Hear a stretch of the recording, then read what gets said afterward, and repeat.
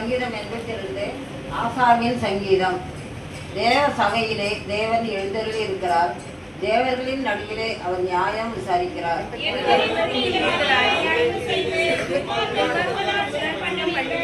ஏழைக்கும் திக்கற்ற பிள்ளைகளுக்கும் நியாயம் செய்து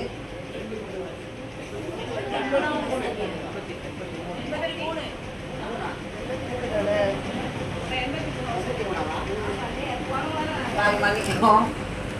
சங்கீதம் 83 ஆசாவின் சங்கீதம் ஆகிய பாட்டு. தேவனே மௌனமா இராதேயும், பேசாமல் இராதேயும், தேவனே சும்மா இராதேயும்.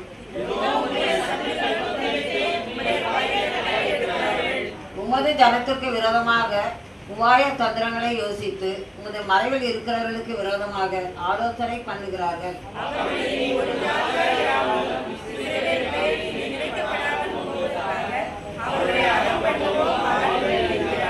இப்படி ஏதோமின் கூடாரத்தாரும் இஸ்மவேலர்